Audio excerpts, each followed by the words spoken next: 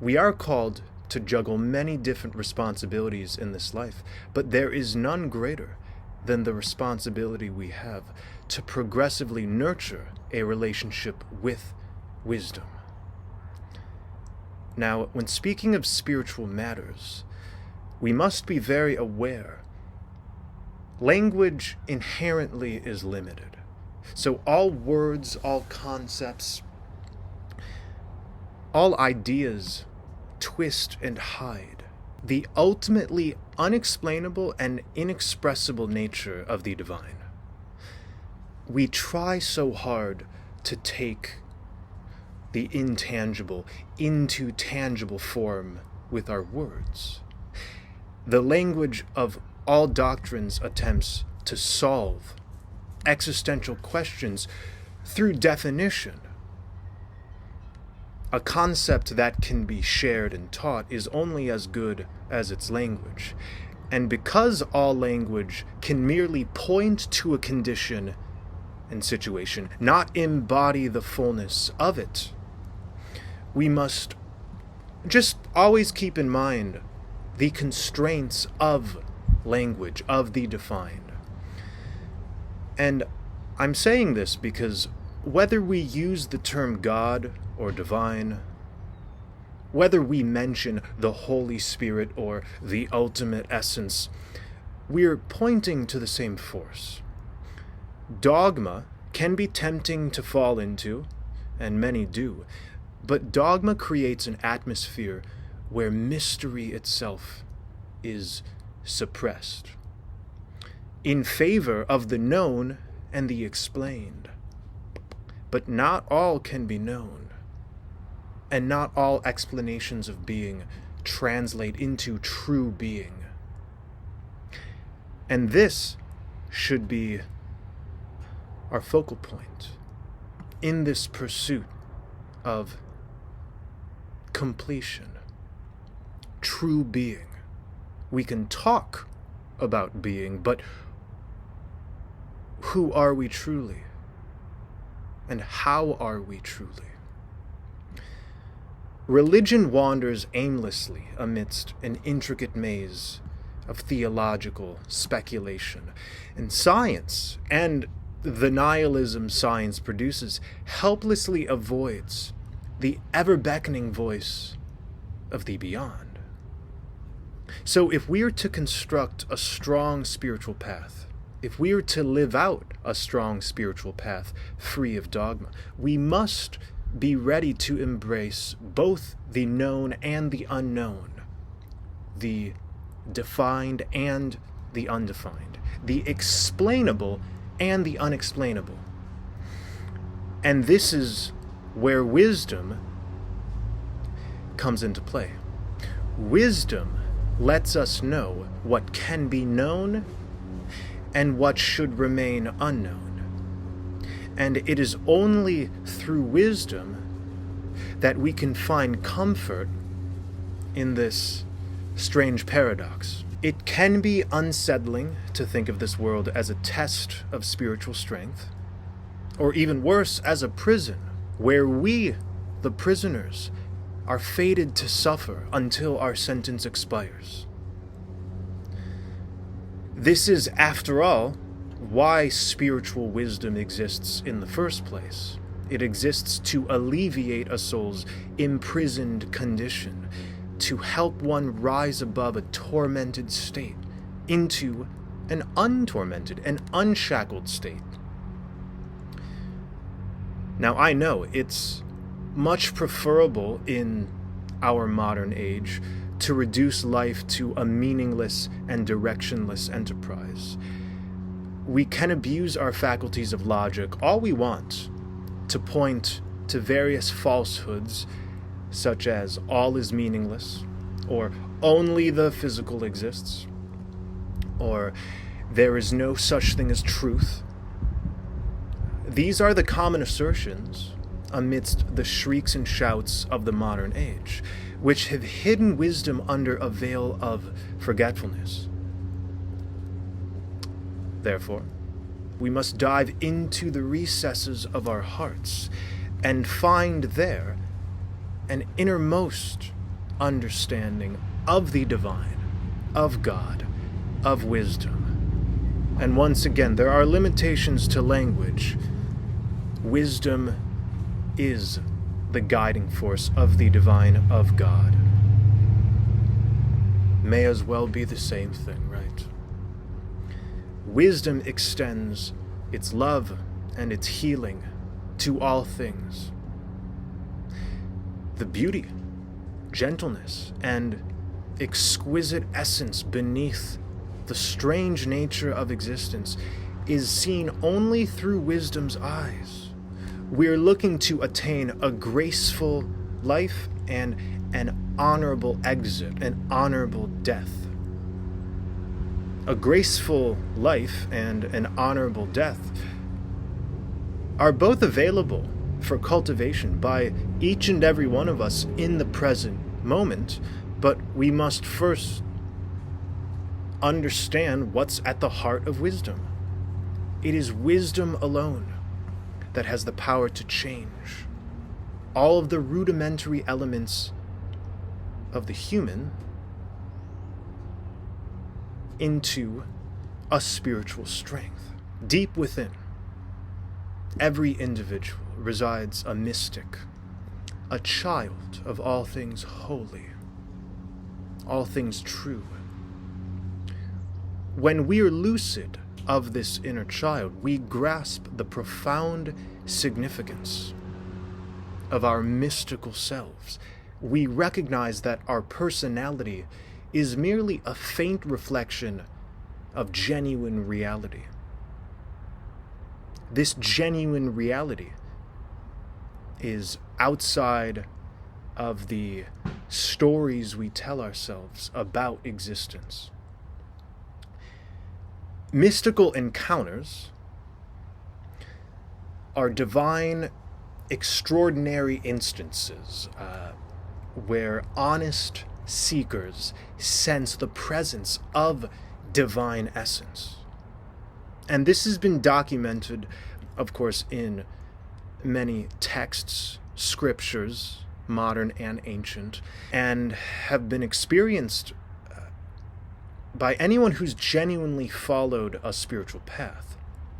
Through the expansion of consciousness, triggered by glimpses into the divine potential, a heightened understanding of the sacred journey unfolds. So when we have spiritual encounters, our normal personality becomes briefly instructed in sacred affairs. We participate briefly in a greater truth, thereby drawing nearer to the universal force, the absolute, and its wise whispers. Of course, to achieve these experiences, these higher states of consciousness, which come and go, one must walk in dedication to wisdom. We can fool ourselves into cultural belief with this or that concept. We may shift our views about various external ongoings in a shallow way, but we cannot manufacture an opinion about ourselves. What I mean to say is we can go through the motions of accepting culture or neglecting culture, but we cannot go through the motions of accepting ourselves. We cannot hide how we truly feel in relation to our innermost, truest substance. Therefore, it is this substance which we should draw nearer towards. The world can only satisfy us temporarily, while death may remove us from the physical realm. It's only through wisdom that the world's influence can be eradicated from within one's being. But as long as we remain fixated on worldly matters, we will endure the penalties, the repercussions of our misplaced loyalties. But worldliness can be transformed into spiritual wholeness. True liberation can be attained even in the midst of a physical existence surrounded by worldly things and ongoings. And we must, especially in this modern age, always remind ourselves of this possibility, this real possibility of liberation. Wisdom tells us there should manifest a careful balance between self-realization and God-realization, between the personal soul and the impersonal spirit. The question, who am I, can puzzle us in a pretty productive way. Who am I? It's a great question. Do you really know? But this question can also puzzle us in an unproductive way, especially when we ask it for too long without a direction. Who am I if I'm a participant of this world? Who am I in relation to the divine? What is my identity? Who am I? Too much of this kind of talk points to what I would call a left-hand path imbalance. When we're too left-handed in our spiritual pursuits, we become self-indulgent in our self-reflection and contemplation. Giving reverence, showing gratitude to the holy forces of creation requires some kind of distance from what's been called the ego, the false self, the earthly identity. Pursuing wise self-reflection, therefore, means we allow the light of the Godhead above to shine into the light of the God self inside. As within, so without. As above, so below. Wisdom transforms this question, who am I, into how am I? So it's imperative for an individual's inherent toxicity or wickedness, we could say, to be purged. The Christians would call this wickedness sin.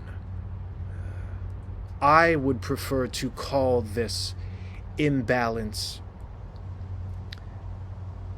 an unresolved darkness, a demon that's never been seriously looked at. All demons we create in our lives, by the way, are really the product of an ignored inner child. And the East refers to this imprisoned condition through emphasizing bad karma that unwholesome, ignorant behavior creates, leading to suffering and spiritual blindness. We don't want suffering, we don't want spiritual blindness, and yet here we are in a test. Good. You know, whatever words or traditions we want to point to, once again, there resides a common thread in all spiritual work. Self-purification as the initial test of one's sincerity. So if you're sincere about finding your own liberation in the name of wisdom and wisdom's many truths, well, it takes a successful allegiance to cleanse to cleansing, to purging. And us being microcosms of the macrocosms, if we are each a piece of the divine, that means the divine needs each and every one of us in order to complete this great work. God needs you just as much as you need God. There is a real struggle that comes from this allegiance. As one's relationship with life is renewed into a state of divine connection. What happens when we cleanse ourselves is the repercussions of our past distortions emerge, and they demand retribution, reevaluation, resolution, necessitating a thorough purification process. And what are we purifying in these moments? The soul. The demands of God are very much the demands of the conscience. What weighs us down mentally, emotionally, and even physically must be dealt with in a real, honest way, or else we experience no rest. And rest ultimately is what lies at the heart of wisdom. Wisdom's guidance, when followed, propels the truth into our lives, and we experience a deep existential relaxation.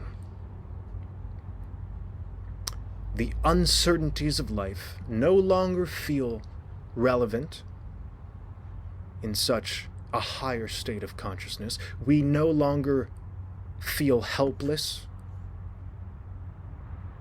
The limitations of time and space,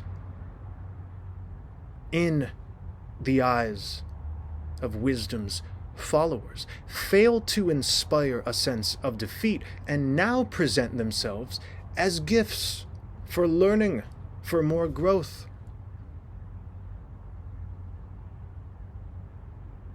So after cleansing our existence, and it's a perpetual process in such a corrupted world, we become drawn to lifestyles that further a strong, reliant, awe-inspiring communion with the divine, with the absolute. Let us not imprison ourselves in a state of unconsciousness, of unawareness. Let us rise above all of the conniving whispers of this world that wish to eliminate spiritual clarity, and let us give rise to the sanctuary of the soul. We can open up the doorway to the sanctuary of the soul, but only if we give ourselves permission to be centered. We all want to achieve spiritual clarity. We would all prefer our sense of divine connection to be clear, absolute, comprehensible, and collaborative. In fact, this is the state that is most natural to us. Deep down there is an eternal being, a true self, we could say, transcending time and space. And yet when this being enters a human body, when we are in time and space, we end up having to deal with another side of us, which is temporary. A side of us that can pull down, or rather cover up, the attributes of spiritual clarity, leading to confusion, leading to all sorts of behaviors and tendencies and life stories that point not to centeredness, but to destructiveness, to an energy that does not build, an energy that hides.